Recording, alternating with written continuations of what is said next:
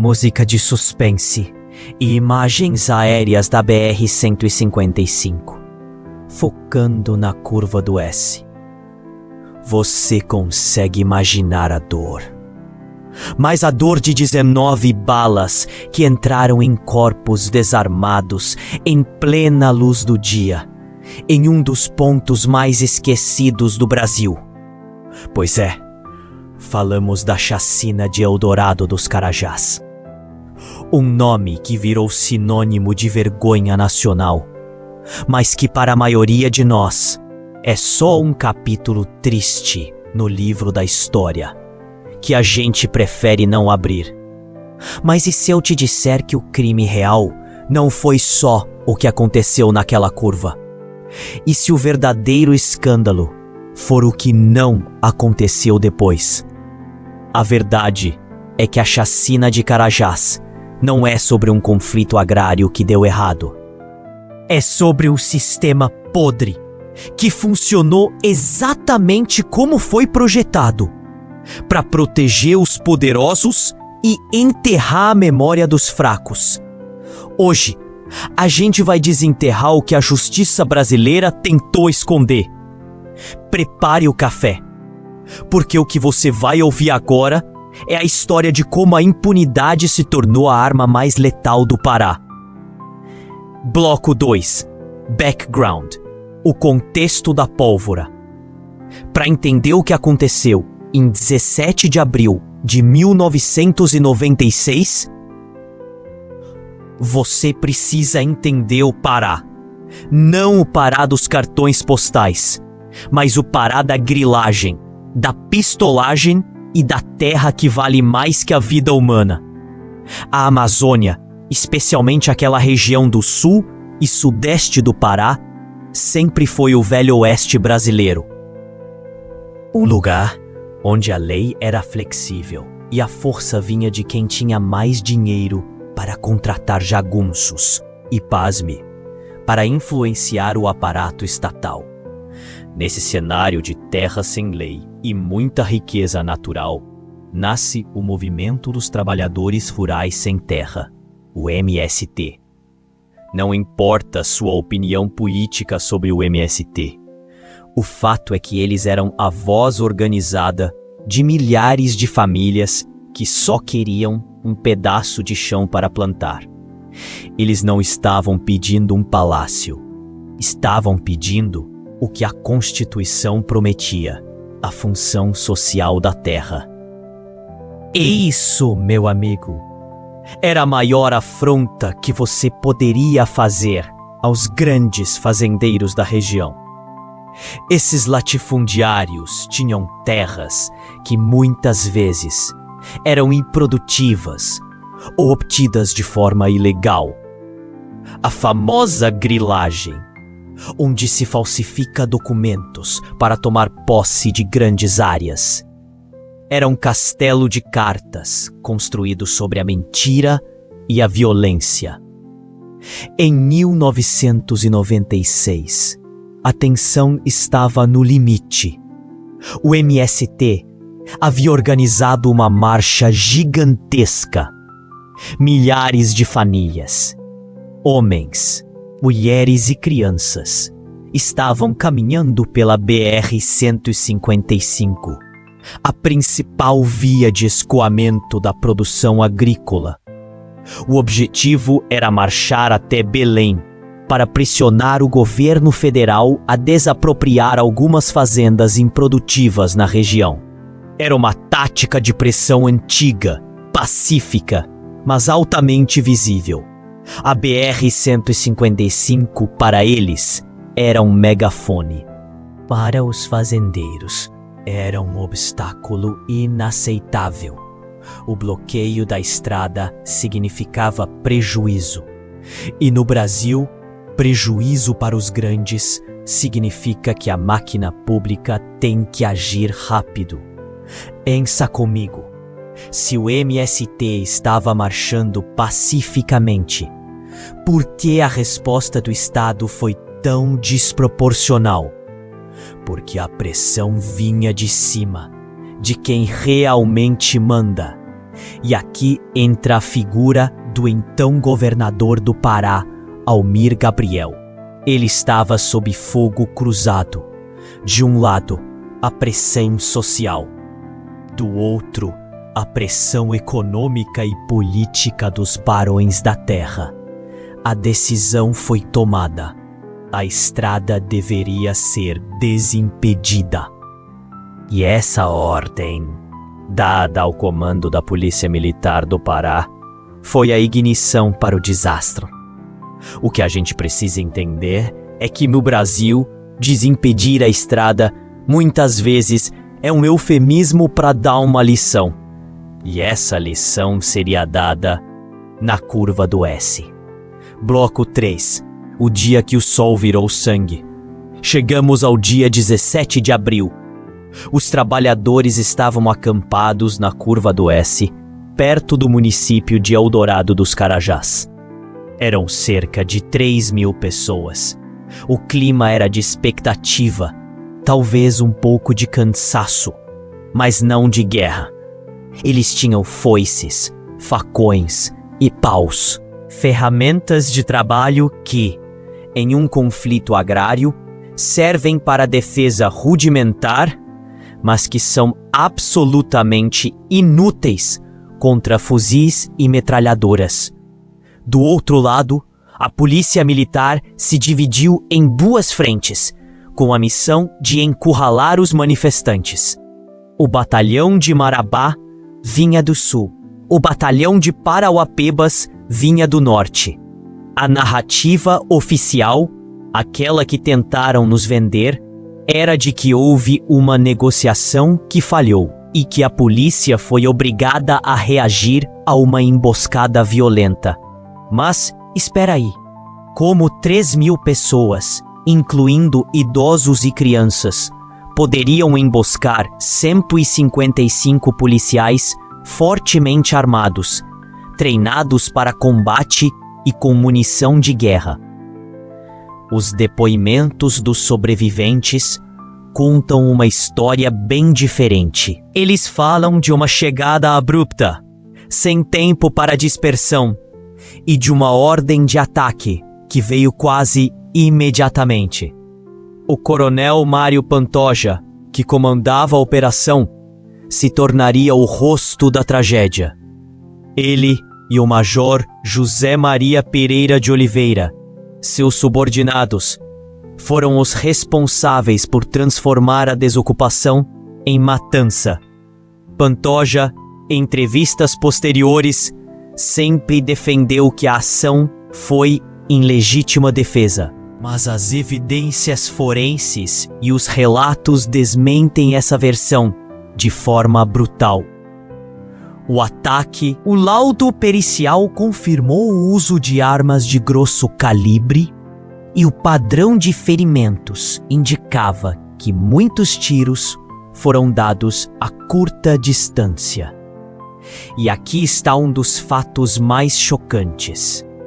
Muitos corpos tinham marcas de ferimentos que não eram de bala.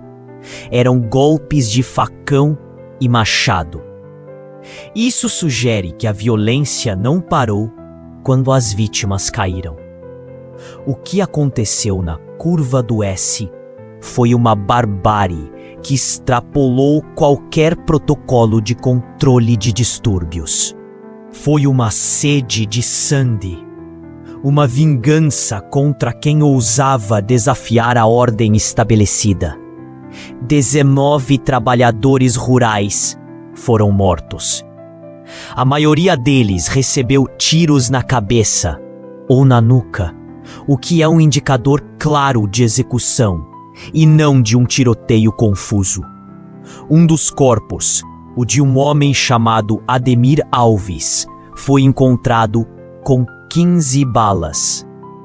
15. Tente imaginar a fúria necessária para descarregar um pente inteiro em uma pessoa já caída.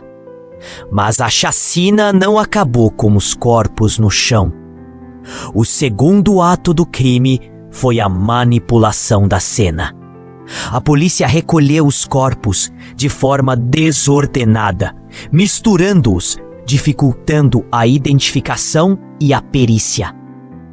Eles tentaram limpar a área, mas o sangue da BR-155 era muito para ser varrido. Além disso, a PM alegou ter recolhido 21 armas brancas dos trabalhadores.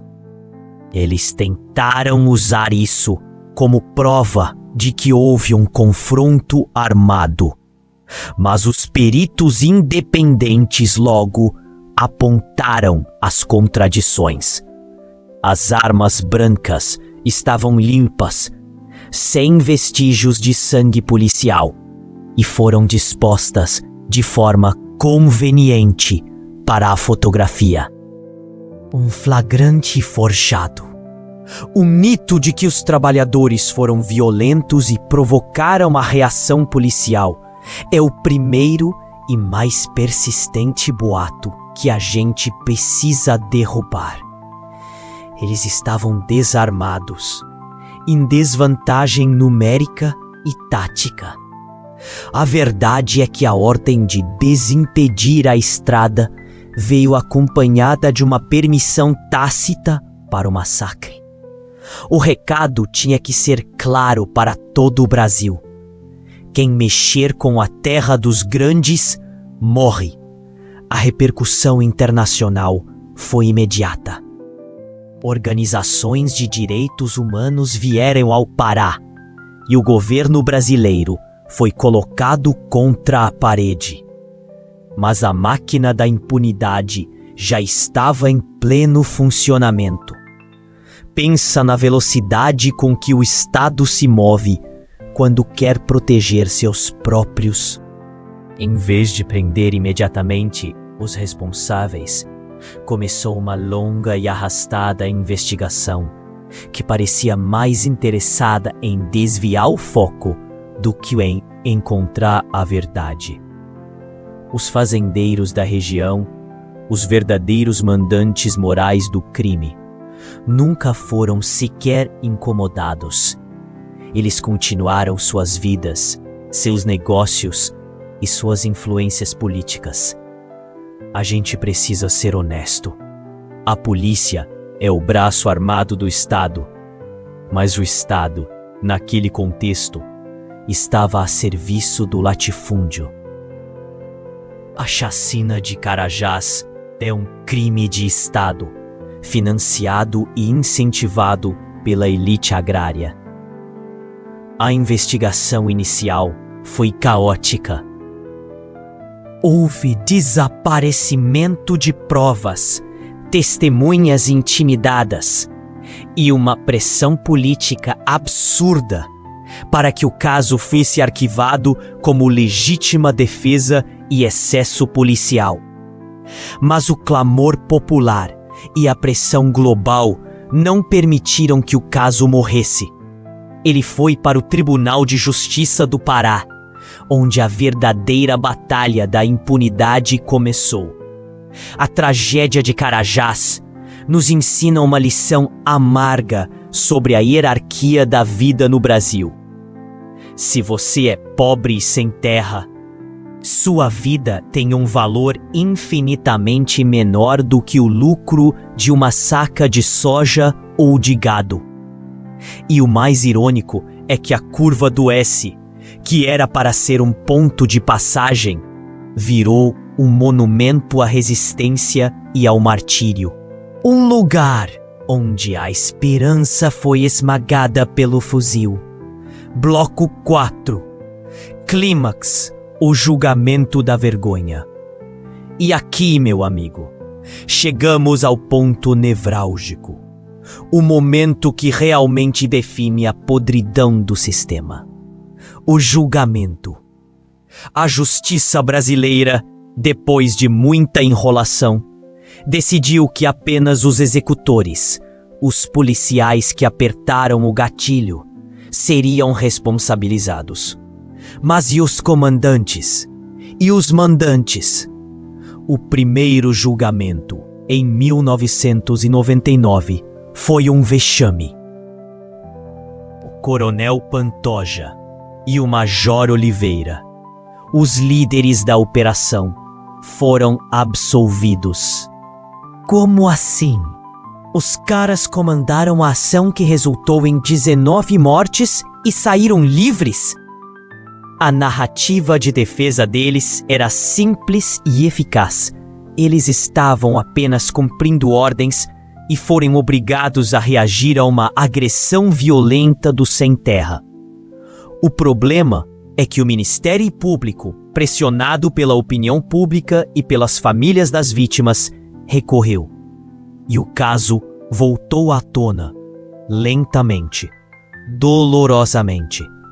Em 2002, o Major Oliveira foi condenado a 158 anos de prisão. Em 2008, o Coronel Pantoja foi condenado a 228 anos. Parecia uma vitória da justiça, não é? Centenas de anos de prisão. Isso deveria ser o fim da história, a punição exemplar. Mas no Brasil, a pena de prisão é muitas vezes apenas uma figura retórica para os poderosos. Pensa nessa ironia. Enquanto os comandantes pegavam sentenças gigantescas, os cerca de 140 policiais que de fato atiraram nos trabalhadores foram julgados separadamente e, em sua maioria, absolvidos ou tiveram penas leves. O sistema criou uma hierarquia perversa. O oficial de alta patente é condenado, mas o soldado que ele mandou atirar é inocentado. Isso não faz sentido em um país sério. A cadeia de comando foi quebrada de propósito. Mas o clímax da impunidade vem agora. Pantoja e Oliveira jamais ficaram presos por todo esse tempo. Eles usaram todos os recursos possíveis, todos os artifícios legais. O Coronel Pantoja, o principal réu, passou a maior parte do tempo em liberdade, recorrendo, e quando finalmente começou a cumprir pena, conseguiu progressão para o regime semiaberto. Ele foi condenado a mais de 2 séculos, mas na prática cumpriu pouquíssimos anos efetivamente preso. E em 2018, pasme, Pantoja foi solto, com base em um indulto de Natal. Um indulto, ou seja, a justiça demorou mais de 20 anos para condenar o comandante. E esse mesmo comandante foi solto por uma canetada política. A pena máxima virou uma piada de mau gosto. E os mandantes, os fazendeiros, os políticos que deram a ordem inicial e criaram o clima de terror, nenhum deles jamais foi sequer indiciado. Eles nem entraram no banco dos réus. A chacina de Carajás é o exemplo perfeito de como a justiça brasileira tem 2 pesos e 2 medidas. Um para quem tem terra, poder e influência, e outro para quem só tem a enxada. O crime não foi apenas matar 19 pessoas. O crime foi permitir que os arquitetos dessa violência continuassem livres, ricos e influentes, mandando o recado de que o Estado é seu aliado, não o guardião da lei. A falta de punição aos mandantes é a verdade chocante que a gente precisa encarar. Ela mostra que, no Brasil, a lei é escrita para ser flexível quando o réu é o poder. Eles conseguiram transformar um massacre em um incidente lamentável. Ponto. conseguiram transformar 19 vidas perdidas em estatística, em algo que se resolve com indenizações e não com justiça real. A indenização, claro, é importante para as famílias, mas ela nunca substitui a responsabilidade criminal. E a falta dessa responsabilidade é o que permite que novas Carajás aconteçam. Pensa bem, se o Coronel Pantoja, com 228 anos de condenação nas postas, está livre, que recado isso manda para a polícia e para os latifundiários de hoje, que pensam em usar a violência para resolver conflitos? Manda o recado de que no final tudo se resolve. O tempo passa, o clamor diminui e a impunidade garante que o poder real nunca seja tocado. Bloco 5. Conclusão: a memória que não morre. O caso Eldorado dos Carajás é um buraco negro na história recente do Brasil. É um lembrete constante de que, apesar de toda a nossa modernidade, o conflito agrário e a violência no campo continuam sendo uma ferida aberta. A gente começou falando da dor de 19 balas. Mas a dor maior é saber que a justiça falhou em honrar a memória dessas vítimas. Ela falhou em desmantelar o sistema que permitiu o massacre. A chacina não foi um erro de cálculo. Foi uma demonstração de força. Foi o preço pago pela elite para manter o status quo da desigualdade na Terra. E o que a gente tira disso tudo? A primeira coisa é que a memória é uma arma. Enquanto a gente falar sobre isso, enquanto a gente questionar a liberdade dos responsáveis e a ausência de punição aos mandantes, a luta continua viva. A Curva do S hoje é um local de peregrinação, onde se planta a esperança de uma reforma agrária justa. É um lugar que nos lembra que a luta pela terra não é só uma questão econômica, é uma questão de direitos humanos fundamentais. E aqui eu te pergunto, se a lei brasileira não consegue punir um crime tão hediondo e tão bem documentado como a chacina de Carajás, quem realmente está no controle do nosso país? Onde está a soberania da lei?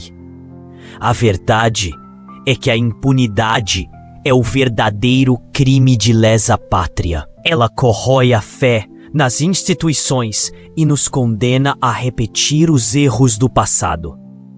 Não deixe que a memória de Ademir, de Raimundo e dos outros 17 companheiros seja apagada. Não deixe que o sacrifício deles seja em vão. Se você ficou chocado com essa história e com a falência da nossa justiça, deixa seu like. Ajuda esse vídeo a furar a bolha e manter essa memória viva. E me conta aqui nos comentários, na sua opinião, o que falta para o Brasil enfrentar de verdade o poder dos latifundiários e garantir a justiça para as vítimas do campo? Qual crime de Estado você acha que a gente precisa desenterrar na próxima semana? Deixe sua sugestão. A gente se vê no próximo vídeo, onde a gente vai continuar procurando a verdade que eles tentam esconder. Até lá!